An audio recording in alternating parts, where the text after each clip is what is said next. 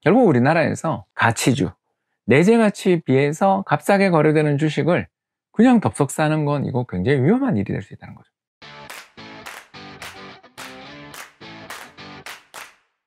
안녕하세요. 이코노미스트 홍춘욱입니다. 이번 시간에는 최근 발간된 책, 바로 주식시장을 더 이기는 마법의 멀티플이라는 책을 소개할까 하는데요. 이 책에 제가 이렇게 띠지를 이렇게 많이 붙여놓은 것처럼 굉장히 좋은 책입니다. 제가 최근에 읽었던 책 중에서 가장 인상적인 책 중에 하나라고 생각되는데요. 이 책은 바로 우리나라에서 가치 투자를 어떻게 할 것인가에 대한 진한 질문을 던지는 책이라 할 수 있습니다. 가치 투자가 무엇인가 생각해보면 결국은 저평가된 기업을 싸게 사서 오를 때까지 기다리는 그런 투자 전략이 될 수 있을 텐데요. 이 가치 투자 전략을 실행에 옮기는데 여러 문제들이 존재합니다. PER이 낮다거나 또는 PBR이 낮은 기업만 사서 그냥 보유하면 될 것 같은데 사실 우리나라에선 그게 쉽지 않다라는 이야기를 하려는 거죠. 가장 대표적인 사례가 바로 낮은 배당 수익률입니다. 우리나라의 배당 수익률 추이와 시장 금리를 비교해보면 금리가 높을 때나 낮을 때나 상관없이 우리나라 배당 수익률은 그냥 1%, 어떨 때는 제로 수준까지 떨어지기도 합니다. 이렇게 우리나라의 배당 수익률이 낮은 이유가 뭔가 이렇게 생각해보면 결국 우리나라 기업의 지배주주, 대주주라고 말하기에는 어려운 지분율은 낮으면서 기업에 대한 경영권을 행사하는, 먼저 여러 가지 방법을 통해 경영권을 행사하시는 분들이 있죠.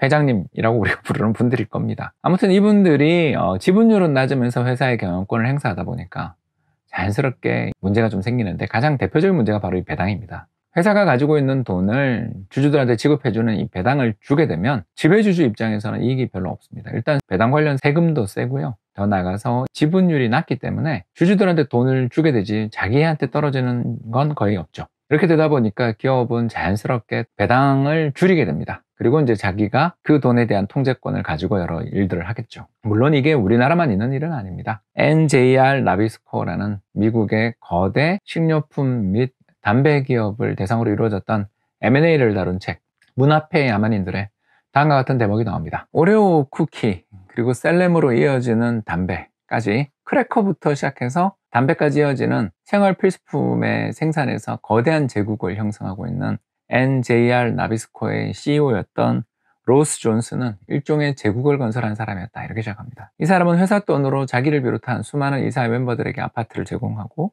더 나가서 NBA 뉴욕 닉스의 홈구장인 메디슨 스퀘어 가든의 관람권, 이런 것들을 제공해 줄 뿐만 아니라 컨트리 클럽의 회원권을 제공하는 등 황제처럼 제국을 형성했다.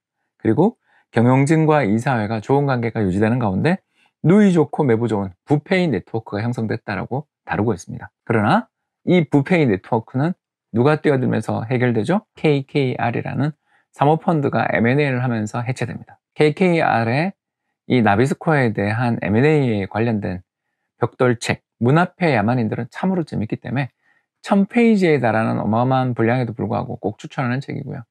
근데 문제는 우리나라에서 이런 적대적 M&A가 잘 되냐, 기업 인수합병이 제대로 이루어지느냐라는 것입니다. 쉽지 않은 부분이 많죠.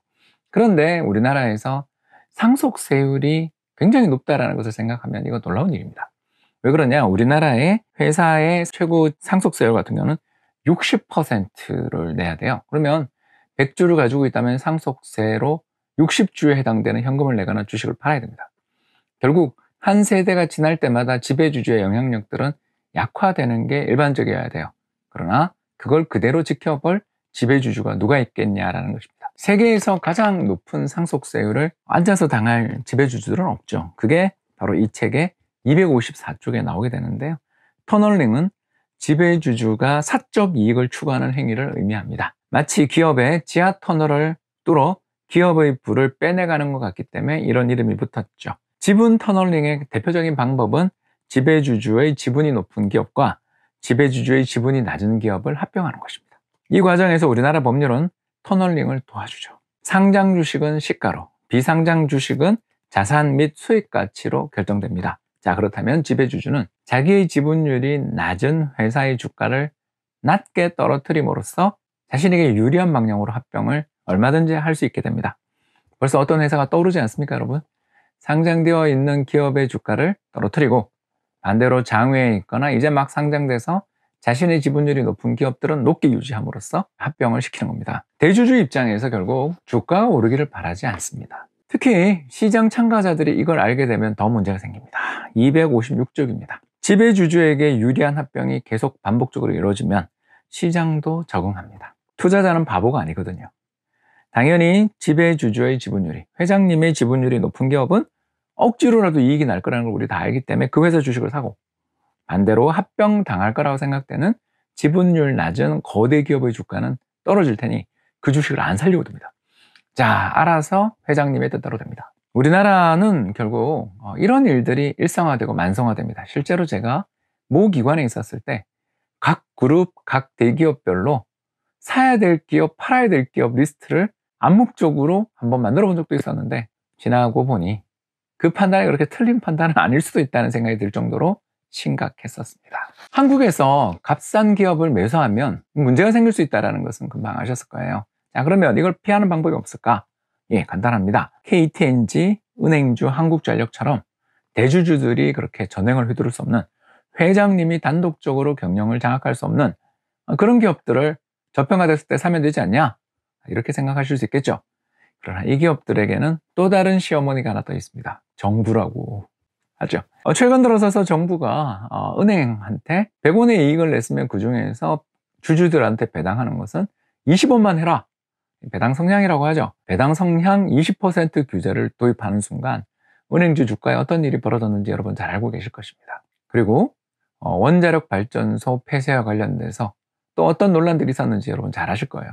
물론 제가 아직 법적인 판결이 나지 않은 문제들에 대해서 왈가왈부하기는 어렵습니다만, 이런 논란이 있다는 것만으로도 한국전력이라든가 은행주에 많은 어려움이 있을 수 있다는 것은 이미 짐작하시는 바가 같을 겁니다. 또 KTNG는 담배세 인상 논의도 있다는 거 잊지 마십시오. 결국 우리나라에서 가치주, 내재 가치에 비해서 값싸게 거래되는 주식을 그냥 덥석 사는 건 이거 굉장히 위험한 일이 될 수 있다는 거죠. 자, 이 문제를 회피하려면 어떻게 되냐? 열심히 숫자, PER이라든가 PBR이 낮은 주식을 잘 쳐다보는 것도 중요하지만, 이 회사의 구조, 이 회사의 거버넌스, 즉 지배주주가 어떤 식으로 이 회사를 장악하고 있는지, 이런 거 정도에 대해서는 함께 공부를 하고 투자하는 그런 자세가 필요하지 않나, 그런 생각을 하게 됩니다. 지금까지 시청해 주셔서 대단히 감사합니다.